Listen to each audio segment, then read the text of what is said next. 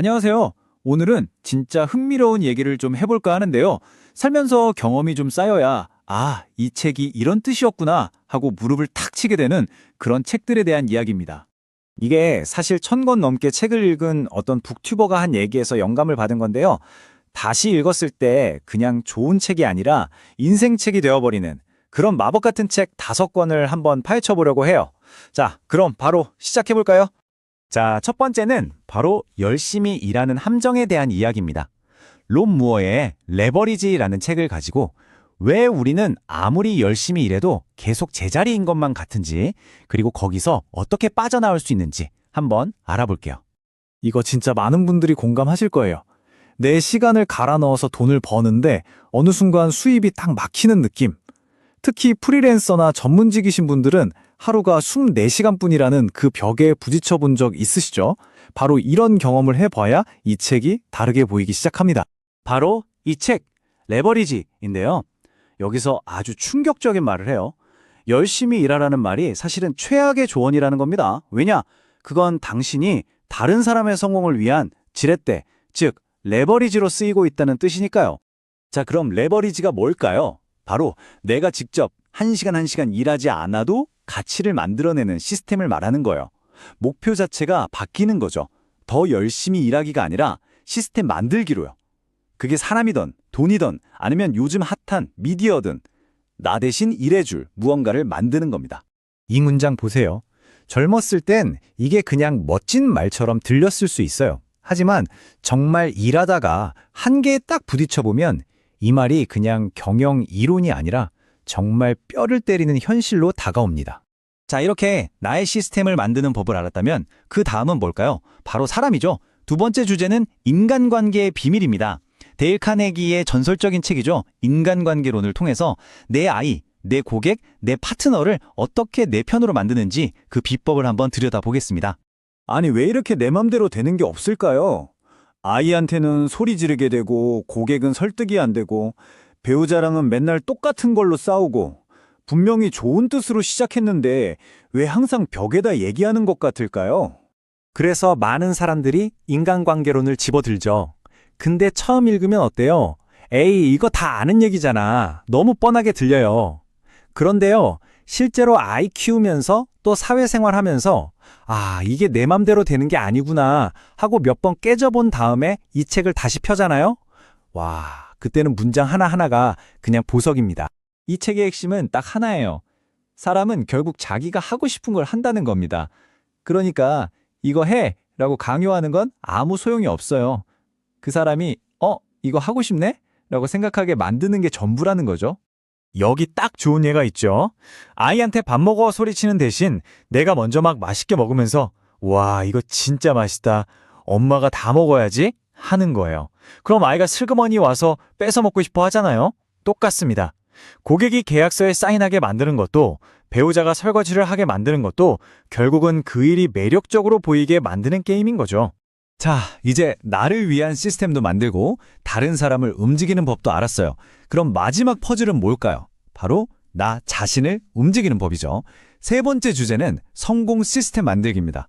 제임스 클리어의 아주 작은 습관의 힘, 왜 우리의 새해 다짐은 항상 작심삼일로 끝나는지 그 이유를 속 시원하게 알려주는 책입니다. 매년 1월 1일이면 어김없이 다짐하잖아요. 올해는 진짜 운동한다, 돈 모은다, 영어 공부 시작한다. 근데 그 활활 타오르던 의지는 대체 어디로 가는 걸까요? 한 2주 가면 많이 가죠? 이 책이 아주 좋은 소식을 전해줍니다. 그게 여러분의 의지박약 탓이 아니래요. 문제는 바로 당신의 시스템이었다는 거죠. 이 말이 핵심이에요. 사람은 목표 수준까지 올라가는 게 아니라 시스템 수준까지 떨어진다. 그러니까 성공이라는 게 막 오늘부터 밤샌다 이런 영웅적인 결심으로 되는 게 아니라는 거예요. 그냥 나도 모르게 하게 되는 양치질처럼 몸에 배어버린 작은 습관들이 모여서 만들어지는 거라는 거죠. 방법은 이겁니다. 예를 들어 목표가 매일 팔굽혀펴기 100개예요. 옛날 같으면 그냥 의지력으로 밀어붙이다 실패하겠죠. 근데 시스템은 달라요. 목표를 말도 안 되게 작게 만드는 겁니다. 팔굽혀펴기 100개가 아니라 그냥 바닥에 엎드리기. 일단 엎드리고 나면 어때요? 1개는 하게 되거든요. 그럼 그 1개가 10개가 되고 어느새 습관이 되는 거죠.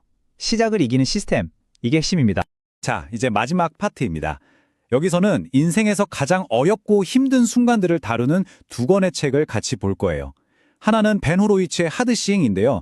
정말 회사가 망하기 직전 같은 최악의 위기에서 리더가 어떻게 해야 하는지를 다루고요. 그리고 팀 켈러의 일과 영성을 통해 그 힘든 시간을 버티게 해주는 일의 의미는 어디서 찾을 수 있는지 이야기해 보겠습니다. 하드싱이라는 책은요, 평화로울 때 읽는 경영서가 아니에요. 이건 전쟁터에서 읽는 생존 매뉴얼에 가깝습니다. 모든 게 잘 돌아갈 때가 아니라 모든 게 망가지고 무너져 내릴 때 리더는 뭘 해야 하는가? 바로 그 질문에 대한 답을 주는 책이죠. 이 책에서는 리더십을 두 가지로 나눠요. 평시 CEO와 전시 CEO. 평소에는 화합이 중요하죠. 근데 회사가 망할 위기에 처한 전시 상황에서는요, 규칙이 완전히 바뀝니다. 더 이상 좋은 사람이 되는 게 중요한 게 아니에요. 때로는 욕을 먹더라도 조직을 살리기 위한 어려운 결정을 내려야만 하는 거죠. 이게 이 책이 말하는 냉혹한 현실입니다. 근데 이런 극심한 스트레스 속에서 번아웃 직전까지 갔을 때 대체 뭘 붙잡고 버텨야 할까요? 이 질문이 바로 우리의 마지막 책으로 이어집니다. 이건 비단 리더만의 얘기가 아니에요. 내 일이 그냥 돈벌이를 위한 힘든 노동으로만 느껴질 때 우리를 다시 일으켜 세워줄 의미에 대한 이야기입니다. 팀 켈러의 일과 영성이라는 책인데요. 종교적인 배경을 가지고 있지만 메시지는 우리 모두에게 해당돼요. 핵심은 소명의식입니다. 의사나 목사님만 소명이 있는 게 아니라는 거죠. 내가 하는 일이 그냥 월급 받는 수단이 아니라 이 세상을 조금 더 나은 곳으로 만드는 나의 임무이자 사명이라고 생각하는 거예요. 그렇게 내일의 의미를 찾았을 때 어떤 힘든 일도 버텨낼 힘이 생긴다는 겁니다. 자, 이렇게 5권의 책을 쭉 훑어봤습니다. 레버리지, 인간관계, 습관, 위기 리더십, 그리고 일의 의미까지. 그럼 이 책들이 공통적으로 말하고 있는 건 뭘까요? 이 책들은 각각 부, 관계, 성공 시스템, 리더십에 대한 훌륭한 가이드가 되어주죠. 하지만 진짜 중요한 건 이겁니다. 이 책들의 진짜 가치는요, 책 자체에만 있는 게 아니라 바로 이 책을 읽는 당신의 인생 경험과 만났을 때 비로소 완성된다는 겁니다. 그러니까 책을 다시 읽는다는 건 그냥 같은 글자를 또 읽는 게 아니에요. 몇 년 전에 이 책을 읽었던 과거의 나와 그리고 그 사이에 더 많은 것을 겪어낸 지금의 내가 만나는 일종의 시간 여행 같은 거죠. 자, 여러분의 책장에도 분명 그런 책이 있을 겁니다. 여러분을 기다리고 있는 그 책. 다음번엔 어떤 과거의 자신과 대화를 시작해 보시겠어요?